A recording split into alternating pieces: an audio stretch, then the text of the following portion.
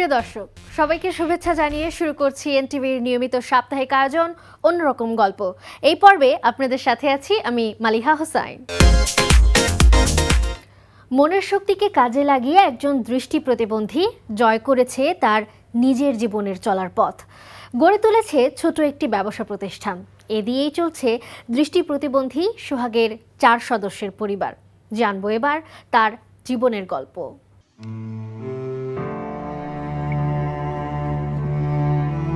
সোহাগ চোখে দেখেন না শিশুকাল থেকেই। বয়স বাড়ার সাথে সাথে চোখের দৃষ্টিশক্তিও কমেছে। এখন একদম কাছের মানুষকেও ছায়ার মতো দেখেন।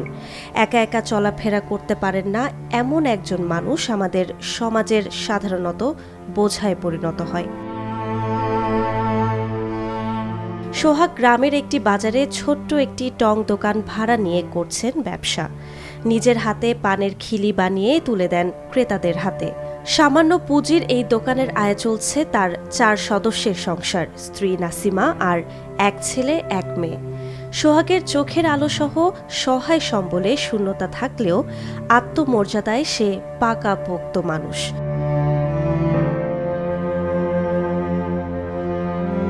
কিশোরগঞ্জের কুলিয়ারচর উপজেলার গোবরিয়া আবদুল্লাপুর ইউনিয়নের পশ্চিম জাফরাবাদ গ্রামের বাসিন্দা এই সোহাগ। বয়স যখন 9 কি 10 তখন তার মা তাকে নিয়ে চিকিৎসকের কাছে গেলে তারা বলেন তার এই রোগ কখনোই ভালো হবে না, কিছুটা ভালো দেখার জন্য চোখে লেন্স লাগাতে হবে। তখন অনেক কষ্টে 7,500 টাকায় একটি লেন্স লাগালে কিছুটা আলো ফিরে এসেছিল এক চোখে। কিন্তু 20-25 বছরে লেন্সটির কার্যক্ষমতা কমে যাওয়ায় সেটুকুও আর নেই। টাকার অভাবে আর যাওয়া হয়নি চিকিৎসকের কাছে। পাননি প্রতিবন্ধী কার্ড। স্বল্প পুঁজিতে চলছে তার দোকান, আর এভাবেই চলছে তার জীবন সংসার। চলতে তো আসিই, দিন তো আর কারোর জন্য বসে থাকে না। এই জন্য এই দোকানটা চালায় আর এইভাবে বাড়িতে টুকটাক করে আমি সংসারটা মোটামুটি আলহামদুলিল্লাহ ভালো আছি। আমি এখানে 200-250-300 টাকা যাই পাই, কিন্তু আমি তো এই জন্য আমি সবুরে আলহামদুলিল্লাহ করে বসে আছি। আমি কারো কাছে, কারণ একজনের কাছে যদি আমি চাই যে 10টা টাকা আমাকে দেন, উনি বলবে এখন নাই পরে যান। এই দাঁড়ে দাঁড়ে ওখানে আর ই ঘুরার তো এর থেকে যদি আমি এক জায়গায় কোনো জায়গায় একটা কিছু করে বসে খাইতে পারি, তাইলে আমার কারো কাছে কোনো চাওয়া লাগে না। আমি যতটুকু পারি ততটুকু আমি নিজের ভারে চলতে থাকি। বাকিটা তো মালিকের উপর ভরসা। পুঁজি ভাড়া তো কম, তো মনে হয় আমি 2-3 হাজার টাকা দেওয়ার ধরেন আমার একজন সাথী বাইরে নিয়ে গেলাম বাজারে, কেনাকাটা করে পান সুপারি আনলাম। এগুলাতে তো আমার অনেক কষ্টে চলা। এগুলাতে তো আর 3,000 টাকা পুঁজি ব্যবসা করবেন, ব্যবসা করলে 100-150-200 টাকা থাকবে। কারণ এখানে তো আর তেমন বেচা কিনার জায়গাটা না। দোকান যদি আর একটু পথ গুলো বাড়াইতে পারতাম, আরো কিছু সহজে জিনিস আছে, মাপজোক লাগে না বেচতে, এইগুলা একটু আমার যেটা ক্যাপচারের বেচা কিনার জিনিস এগুলো আমি আরো বাড়াইতে পারতাম, কিন্তু পুঁজির জন্য তো বাড়াইতে পারি না।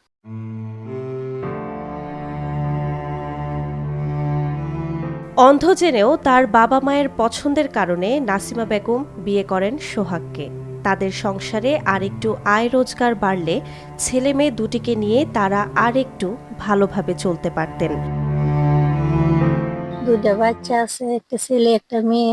মোর একটা দোকান আছে, দোকানের মধ্যে পুঁজি ভাড়া লাগিয়া ভালোভাবে মাল চাল তুলতে পারে না। পুঁজি ভাড়ার কম দিকে মানে দোকানো মাল নাই, কোনো মতে সংসারটা চলে। কোনো পুঁজি ভাড়া থাকলে তো বড় ধরনের ব্যবসা, মাল চাল তুলে একটা ব্যবসা করতো, সংসারটা সুন্দরভাবে চলতো।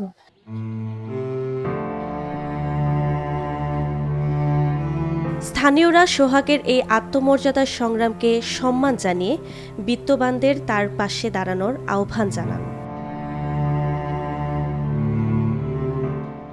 ভাবা যায় ডাইনোসরের চামড়ার ব্যাগ, যাদের আমরা শুধু ইতিহাসের বই আর জাদুঘরে দেখি, সেই ডাইনোসরের চামড়া দিয়ে তৈরি হয়েছে এক অভিনব হ্যান্ডব্যাগ।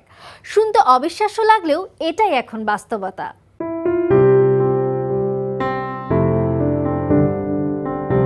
নেদারল্যান্ডসের আমস্টারডামে উন্মোচন করা হয়েছে এক ব্যতিক্রমী হ্যান্ডব্যাগ, যা তৈরি করা হয়েছে টাইরানোসরাস রেক্স বা টিরেক্সের কোলাজেন থেকে।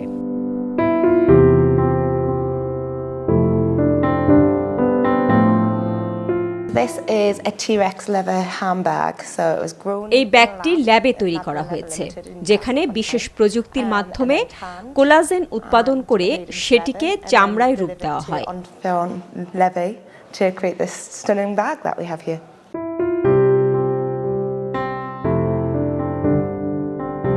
গবেষকদের দাবি, এই লেদার তৈরিতে কোনো ধরনের প্লাস্টিক ব্যবহার করা হয়নি, যা পরিবেশ বান্ধব বিকল্প হিসেবে নতুন সম্ভাবনা তৈরি করছে। ব্যাগটি একটি টিরেক্সের কঙ্কালের নিচে প্রদর্শন করা হচ্ছে, যা দর্শনার্থীদের মধ্যে ব্যাপক আগ্রহ তৈরি করেছে। বিজ্ঞানীরা জানান, ডায়নোসরের জীবাশ্ম থেকে সংগৃহীত প্রোটিনের ক্ষুদ্র অংশ একটি প্রাণীর কোষে প্রবেশ করিয়ে কোলাজেন তৈরি করা হয়েছে, যা পরে চামড়ায় রূপান্তরিত হয়। এই পুরো প্রক্রিয়াটি আধুনিক বায়োটেকনোলজির একটি চমৎকার উদাহরণ হিসেবে দেখা হচ্ছে। তবে সব বিজ্ঞানী এই দাবির সঙ্গে একমত নন। অনেক বিশেষজ্ঞ বলছেন, ডায়নোসরের কোলাজেন এত সম্পূর্ণরূপে সংরক্ষিত থাকে না যা দিয়ে আসল টিরেক্স চামড়া তৈরি করা সম্ভব। এই বিশেষ ব্যাগটি আগামী 11 মে পর্যন্ত প্রদর্শিত হবে। এরপর নিলামে তোলা হবে, যার প্রাথমিক মূল্য ধরা হয়েছে প্রায় $250,000,000। ডায়নোসরের চামড়া কি আধুনিক প্রযুক্তির কৌশল? এই প্রশ্নের উত্তর এখনো বিতর্কিত। তবে প্রযুক্তির এই অগ্রগতি যে নতুন দিগন্ত খুলছে তা বলাই যায়। রোবট এখন আর শুধু কারখানায় সীমাবদ্ধ নয়, এবার তারা ঢুকে পড়ছে মানুষের দৈনন্দিন জীবনে। চীনের সাংহাইয়ে অনুষ্ঠিত এক বিশাল প্রযুক্তি প্রদর্শনীতে দেখানো হয়েছে ভবিষ্যতের সেই স্মার্ট রোবট, যা মানুষের মতোই কাজ করছে, যারা রান্না থেকে শুরু করে চিকিৎসার সব কিছুতেই সাহায্য করতে পারবে।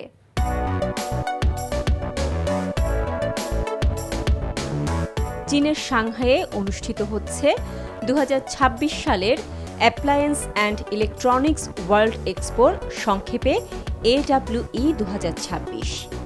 এটি এশিয়ার সবচেয়ে বড় এবং বিশ্বের অন্যতম বৃহৎ প্রযুক্তি প্রদর্শনী।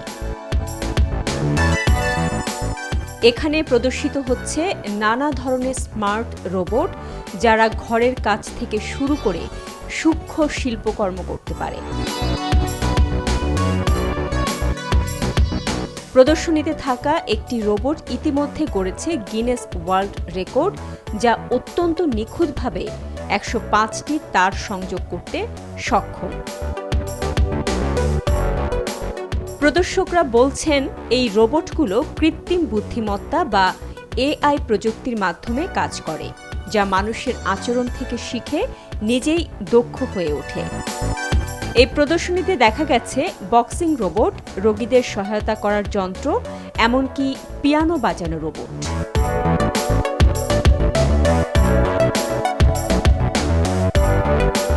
তবে দর্শনার্থীদের আকর্ষণ করছে নাচ করা ও হাত মেলানো রোবট, যা প্রযুক্তিকে আরও মানবিক করে তুলছে। প্রযুক্তির সাথে পরিচয় করিয়ে দেয়া প্রদর্শকরা দর্শকদের সামনে তুলে ধরছেন কম দামে সাধারণ মানুষের জন্য রোবট সহজলভ্য করার প্রয়োজনীয়তা। বিশ্বব্যাপী হিউম্যানয়েড রোবটের বাজার দ্রুত বাড়ছে। 2025 সালে প্রায় 18,000 রোবট সরবরাহ করা হয়েছে এবং 2026 সালে এই সংখ্যা আরও কয়েক গুণ বাড়বে বলে ধারণা করা হচ্ছে। তবে রোবট কি একদিন মানুষের জায়গা দখল করবে, নাকি মানুষের সহকারী হিসেবেই থাকবে? প্রযুক্তির এই দ্রুত অগ্রগতিতে সেই প্রশ্নই সামনে চলে এসেছে। মাংসের ভবিষ্যৎ কি বদলে যাচ্ছে? স্প্যানিশ স্টার্টআপ বাজারে আনছে নতুন হাইব্রিড প্রোটিন, যা মাংস আর উদ্ভিদ ভিত্তিক উপাদানের মিশ্রণে তৈরি। এর ফলে এই প্রোটিন থেকে পাওয়া যাবে কিছু স্বাস্থ্যসম্মত সুবিধা।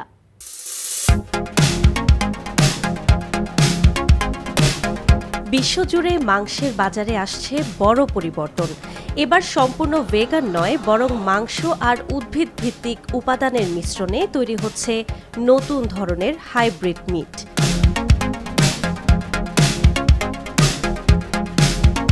স্পেনের বার্সেলোনা ভিত্তিক ফুড টেক স্টার্টআপ নোভামিট তৈরি করছে এমন এক বিশেষ প্রোটিন যা মাংসের সাথে মিশিয়ে তৈরি করা যাবে বার্গার, মিটবল কিংবা কিমা।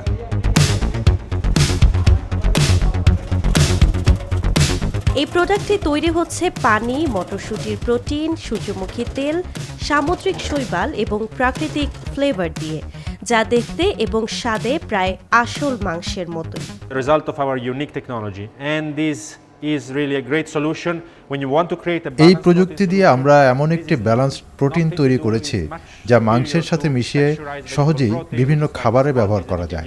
to create now some kind of analogs to meat, but instead this when you can mix it.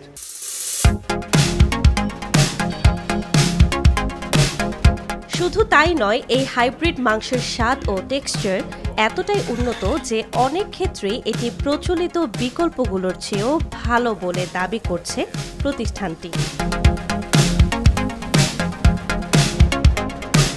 স্পেনের এক খাদ্য মেলায় এই প্রোডাক্ট চেখে দেখেছেন অনেকেই, আর তাদের প্রতিক্রিয়াও বেশ চমকপ্রদ।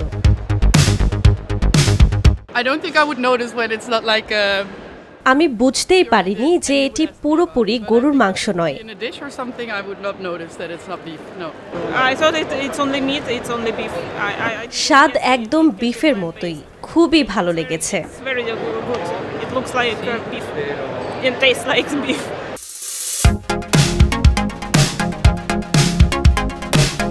এই হাইব্রিড প্রোটিন ব্যবহারের ফলে যেসব উপকারিতা পাবে ভোক্তা, মাংসের খরচ কমবে, বাড়বে প্রোটিন ও ফাইবার, কমবে স্যাচুরেটেড ফ্যাট, একই সাথে এটি পরিবেশের জন্য বেশি টেকসই।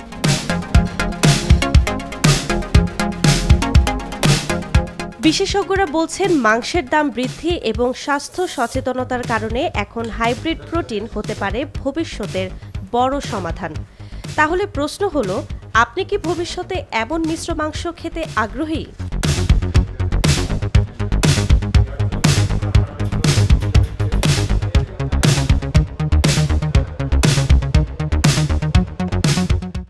চলে এলাম একদম শেষে।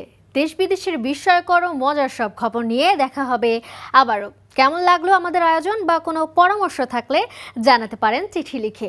আমাদের কাছে চিঠি লেখার ঠিকানা প্রযোজক অন্যরকম গল্প, NTV, BSCC ভবন, 102 কাজী নজরুল ইসলাম অ্যাভিনিউ, কারওয়ান বাজার, ঢাকা 1215।